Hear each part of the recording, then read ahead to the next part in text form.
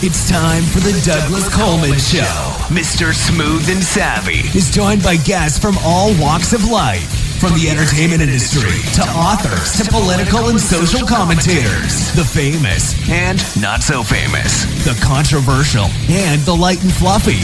We have it all. Now, here's Douglas Coleman.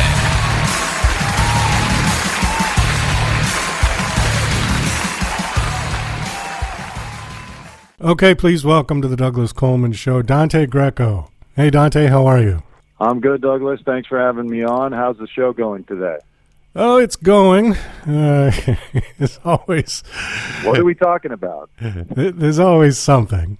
Well, I do two different shows. I don't know what you know about me, but one of them is kind of a promotional show for authors. It's a video show that I put on YouTube, and then the other one is just the straight podcast, which you're on currently. And the video show never fails to have some kind of a technical issue. And it's always something, but they're always different. And so it makes it kind of fun because I don't know who's coming on the show. My producer books the guests, and I never know until the day of the show, what I'm going to get. So it keeps me on my toes, I think. Yeah, this is exciting. Let's get crazy. So, all right. So you've got a show called the Dante Greco Show. It's on YouTube. Tell us a little about your show. So my show is basically an irreverent, humorous take on the news. It's somewhat stream of consciousness. I'll read the news stories. I'll comment on them. Sometimes I have a guest or a co-host. And it's basically coming from my background at TMZ for 10 years, working as a camera guy. This is my métier, the entertainment news world. So I'm just now embarking on my own and doing a full-length show. I do it weekly, a couple days a week at least.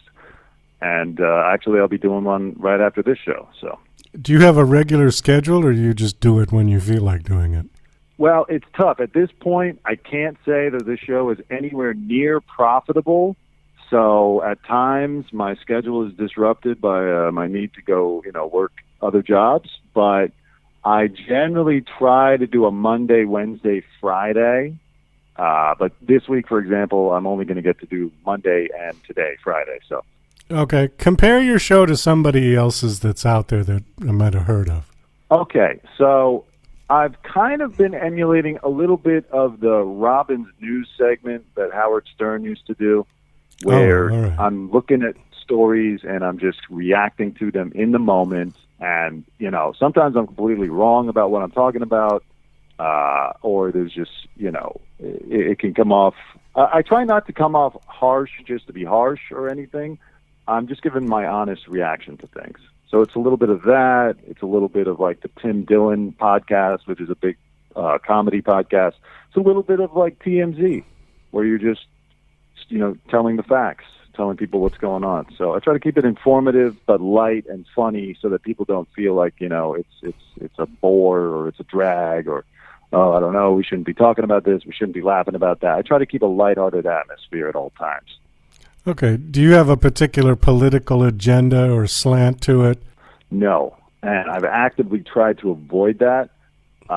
Personally, I burned out on political news during the Trump era. I followed politics very closely. And then, when Biden took office, I kind of thought, what, I need a break.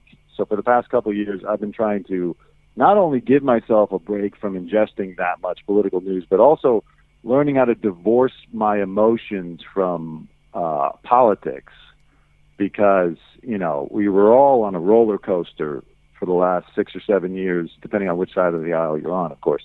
No, actually, both sides of the aisle, I would say, were on their own emotional roller coasters, and I wanted to get away from that. And I don't want to tie myself to one side or the other, particularly. I've been more liberal in my past, but I don't want to tie myself to the liberal side because they love to eat their own. They'll turn on you. They can't wait to bring somebody down on their own side for something that they said or they didn't, use the right language or whatever. It's like, I don't want to throw in with that. and then, one day have them coming for me for not being pure enough. So I've tried to stay away from it. I have friends from both sides. I don't dislike anybody necessarily for their politics, unless you're talking about, the Nazis or something. But I try to avoid it because, in a way, it's a lose-lose. And if I do comment on politics, I try to keep it just assessing, what's going on in that situation. Like if it was a speech, maybe I'll talk about something funny that happened in the speech regardless. But I'm really not trying to take a political slant at all. There's enough of that out there. Oh, well, there's plenty of that. There's too much of that. And in fact, what's interesting about what you just said is that is really the climate of politics in America right now, is that you have to be on one side or the other. You got to push the red button or the blue button, and there's no middle. People don't accept you in the middle. And the whole point, I suppose, of the way that our government is set up is exactly in the middle, is the point of compromise. That was when we used to get things done. And now we don't, because people are saying, well, no, you got to be on this side or the other side. And here's the line in the sand, and that's it. And we're just standing there with our arms folded and our nose in the air, and the world's falling apart. Absolutely. I think it'd be better for everyone and healthier to kind of sit in the middle and pick and choose what works from either side without your inherent bias. And that's what I've tried to get rid of. And also, just as a content creator, people will feel betrayed if they think, oh, that's the Dante Greco Show. That's my favorite liberal show. He's like the new Colbert. And then I take a position on something that they don't agree with, then they feel disillusioned and betrayed, and they're mad at you. And the same thing could happen if you're a conservative. I've seen it happen to conservative entertainers as well too. So I try to just avoid it. It's not worth it. Well, you also lose half of your audience. Right. Exactly. I don't want to alienate anybody who might like my show. So I try to make it clear that I'm making fun of everybody. So okay, just to bring up one specific story that's in the news right now, and then we can move on to something else. This one should hopefully be politically neutral to a point. What about Sam Bankman-Fried and this whole scandal? Yeah, that is ridiculous. I've heard the thing about them. He donated a lot to Democrats. I heard he also donated to or like somebody in that organization donated to the Republican side too. But I think they need to really go after this guy. We all know, yes, crypto, there's not really a lot of value to it. It's probably mostly full of scams. But the way that they just grossly misappropriated and mishandled funds, and now he's just trying to get away with it, basically. I would like to see him in jail. Well, I'm wondering, okay, first of all, guys that pull those kind of scams typically know that the thing is going to come crashing down about 6 to 8 months before it does, and they usually plan it. They're not stupid, the guys that do these things. They're very smart, and they're usually a couple of steps ahead of everybody else. So they'll take money and they'll hide it somewhere, in preparation for their disappearing act. Right. And hopefully they disappear before they get caught. Madoff didn't. But how do you hide crypto? That's what I'm wondering. Because, if it's real money, you can hide cash, you can hide gold, you can hide a lot of stuff that has some kind of a physical property to it. But how do you hide crypto? Well, I won't profess to know a lot about crypto, but I think, people will store their Bitcoin, for example. They'll have it on a little flash drive or on a wallet. Now, yes, it shows up on an exchange. That's the whole idea of the blockchain, is that it can all be traced. But honestly, I don't know. But he did, and what scares me about this is that he could take down the entire crypto industry with him, because it seems like so many other companies were invested with FTX. I never did. A couple years ago, when crypto was really getting popular, I got swept up in it a little bit. I put some money in. I said goodbye to the money. I expected to lose it. I still have some on different exchanges. But every day, this is not the only crypto exchange to go under recently. There's been others and more, like BlockFi, I think, is filing for bankruptcy. I didn't trade with them. But every day I wake up thinking they're going to name my exchange, and then I'm really going to get nothing for my money. But I'm still holding out hope that somehow it'll take off, too. It's crazy. Well, I don't know. It's very interesting to watch. I mean, I've never gone into crypto. I'm still one of these guys that actually likes to hold on to something, you know, and so I've bought gold over the years, and actually not even electronic gold. I mean like real gold, and just to have it and hold it. It feels good, you know, and I know I can. Nice. I know I can stick it in my pocket and run away if I have to. But yeah, this one is crazy. And he was almost like tempting or daring people. You know, catch me if you can. Like you remember the Leonardo DiCaprio movie where Sure, the Spielberg. Yeah.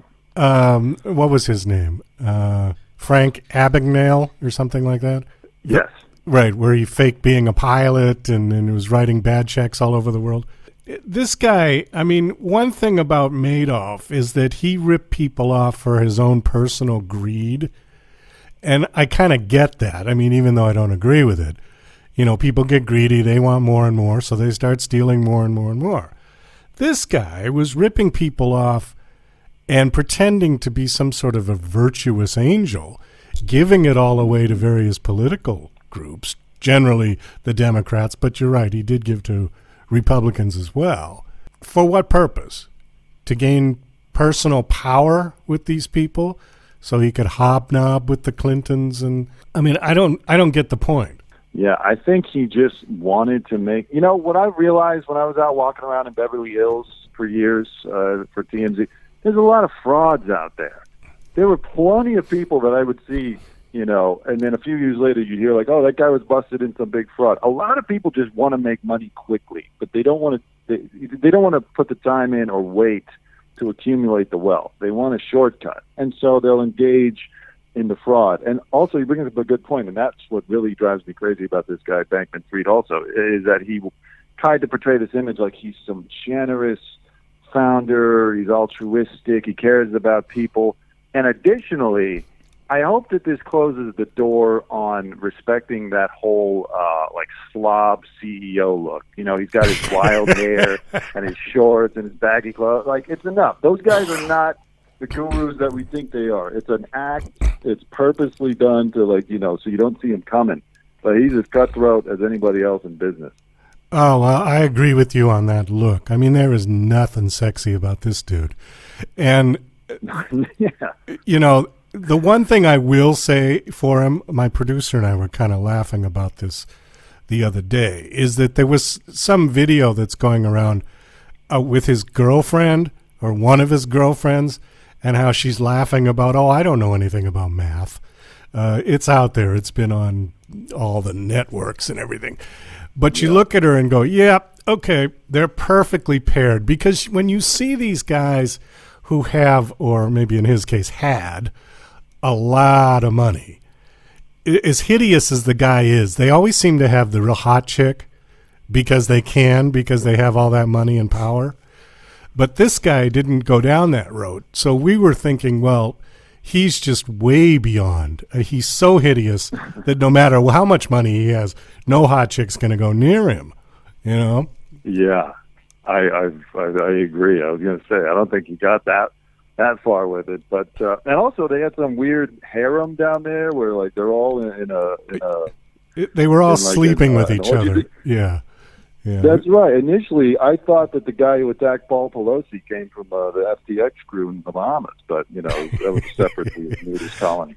Well, he had the right look anyways, we could say. He would fit in. He would fit right in with those guys. He could have been a crypto trader if he just didn't show up at the house.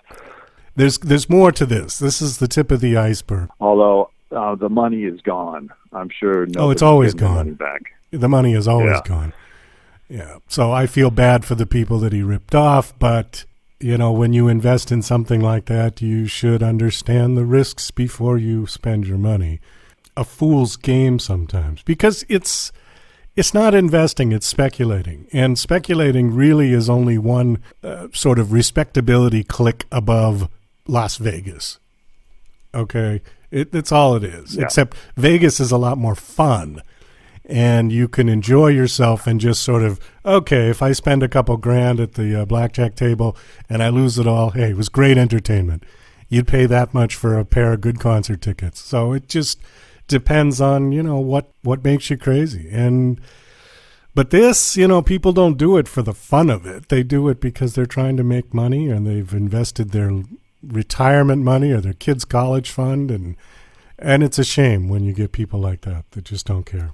Yeah, no. Everyone in crypto was doing it to try to get rich because they heard you could buy some coin no one's ever heard of for like 0.00004 of a cent, and then it zooms and takes off. Nobody actually cares about any utility. Nobody cares about crypto overtaking our current monetary system. It's all just, I want to pick the right coin that's going to blow up and get me rich, and then I'll convert it into fiat and take the money, because that's what I was going to do. It just didn't happen. Let's pivot over and talk a little bit about production and making content on YouTube. There seems to be an awful lot of content, and that's the most, the biggest understatement in the world. Why did you decide to dive into this? Well, you're right, Douglas. There's too much content. It's very hard to set yourself apart, especially the way YouTube is now. I've heard that, 5-6 years ago, you had a lot better chance at being seen. The algorithms were different. The monetization system was different.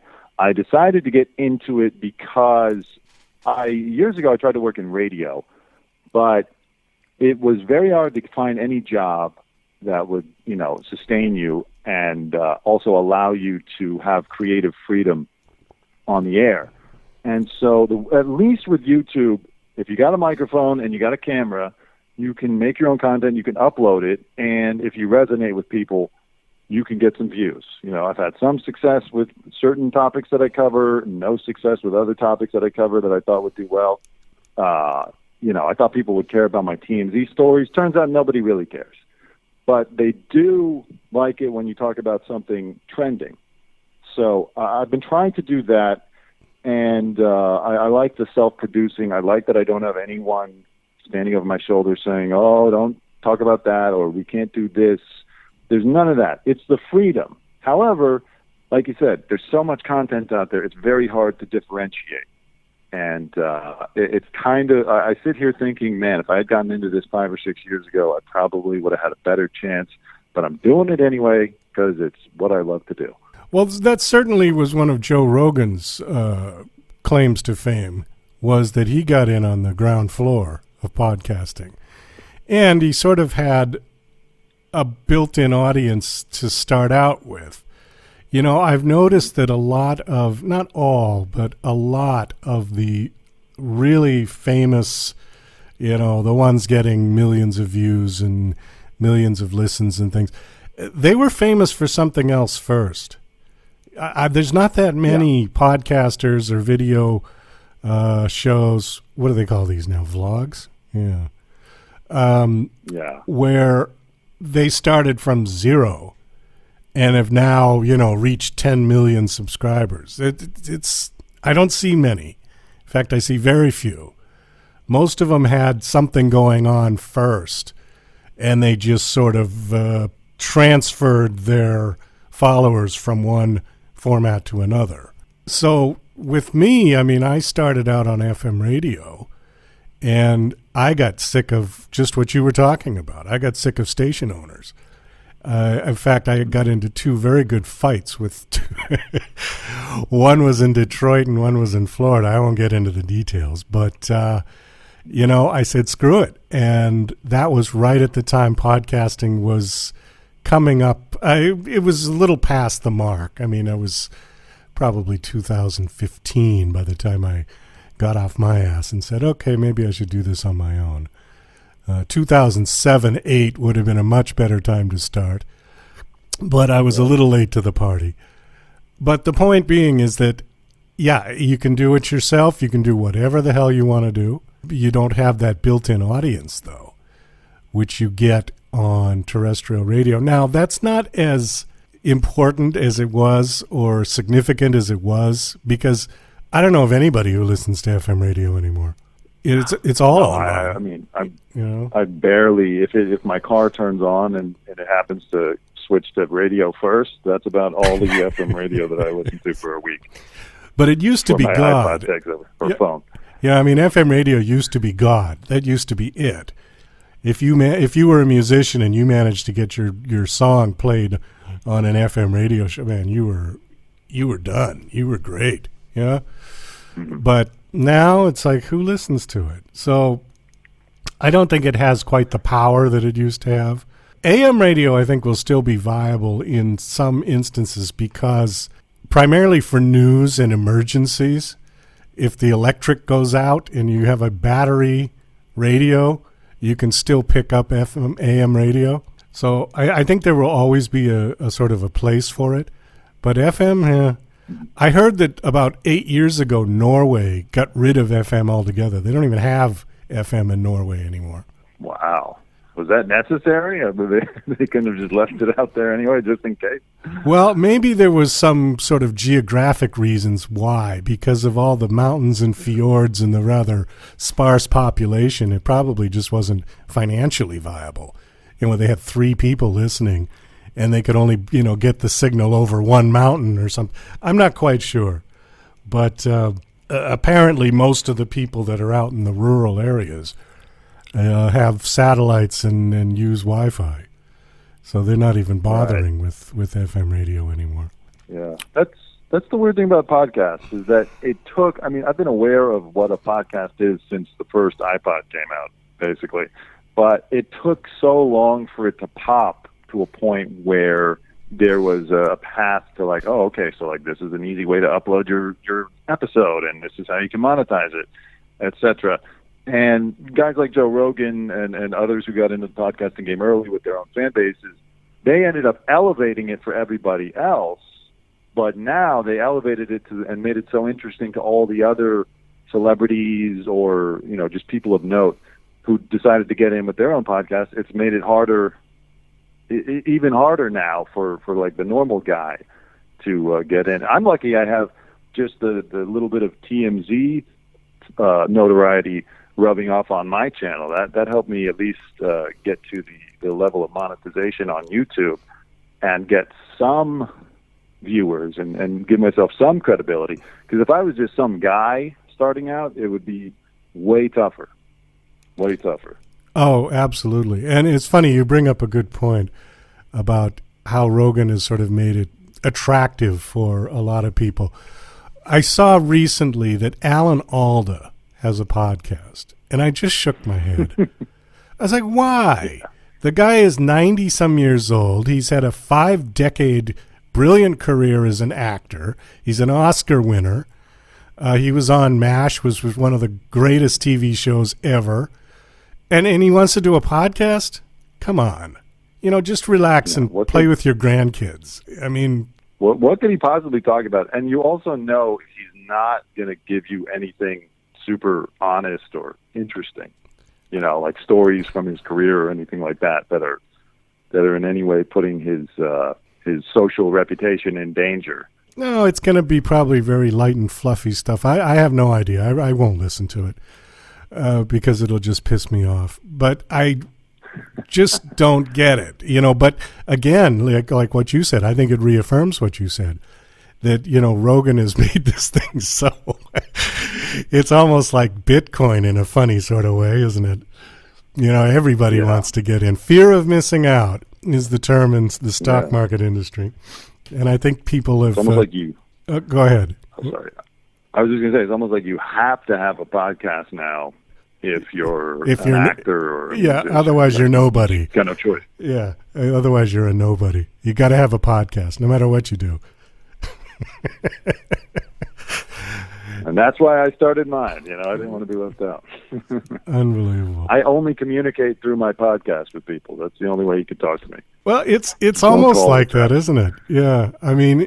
People, when smartphones sort of started coming out, even before that, even when it was BlackBerries, people found it much more comfortable to talk to other people via text than in person. And, now it's getting like that with podcasts where people will say, okay, well, here's my thoughts for the day. Go listen to my podcast.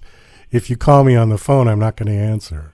Yeah, well, Douglas, the way I look at it is, what's the point in wasting your time giving some great take if you're not going to pick up some followers or some likes, We don't have time for that anymore. Everything needs to be commercialized, and we're all a product now. Social media turned us all into the product, so I'm just acting accordingly. It's depressing to think about, but it's true.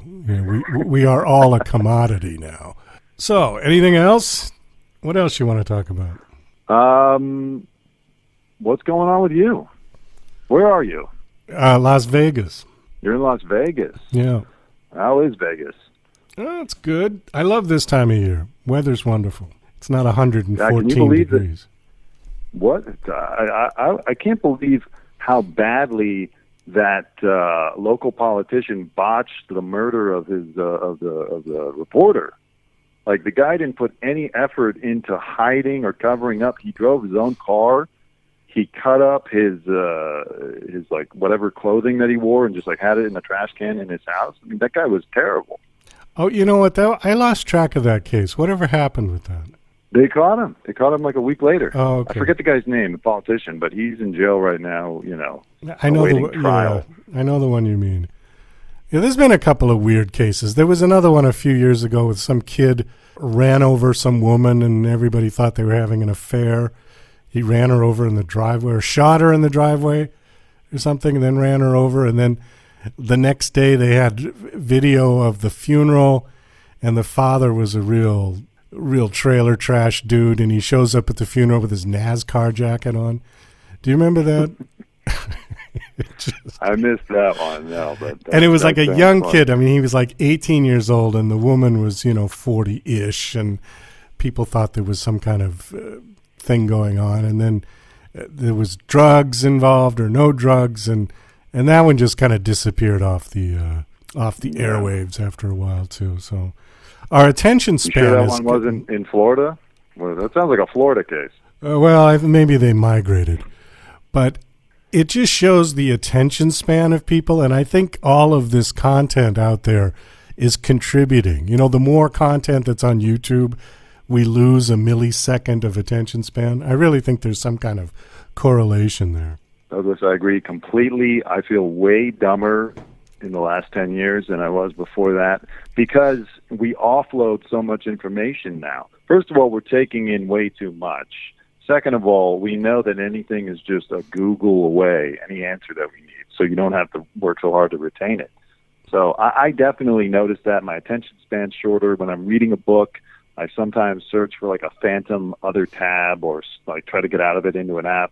It's very hard to sit there and just focus and read a book now because we're so accustomed to just going in and out of Safari to Twitter to Instagram and back and forth again while also listening to something at the same time.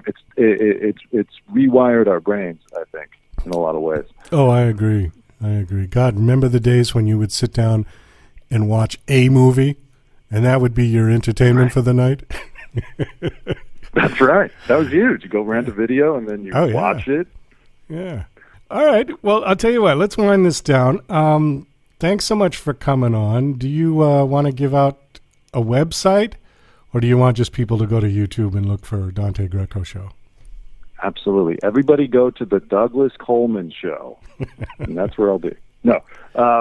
Yes, so youtube.com/the Dante Greco Show. That's Dante, the classical spelling, like the great poet, and Greco, Greco, like the Greco-Roman Empire. And or just type the Dante Greco Show into YouTube. I'm also on Instagram, Twitter, Facebook, any of those platforms. It's the Dante Greco Show. I've got uniformity across all platforms. Okay, great. Is it also? I guess I forgot to ask you this. Now, you said podcast. Is your video show just a video version of the podcast, or is it a separate show? Oh, I record it as a video show, and then I'll take the audio and put it up wherever you get your podcast. Oh, okay. All right. So it's the same show. In other words, you can watch the video version or just the audio version on Spotify or something like that, right? Yes. Okay. And it's free. And it's free. So there's no subscriptions. There's nothing like that. For now, it's free. And it would be very arrogant of me to ask for any money for this just yet. But so enjoy it while you can. The statistic I heard is that when shows get to a point where they start charging a subscription, they lose about 80% of their audience right off the bat. Yeah, exactly. I would look at them and be like, are you kidding? You think I'm going to pay for this? So I won't be making that mistake. All right, Dante. Well, thanks for coming on. Nice chatting with you, and best of luck with your show. Appreciate it, Douglas. Same to you. Enjoy Vegas. Watch out for any politicians that are angry with things that you say, and have a good day.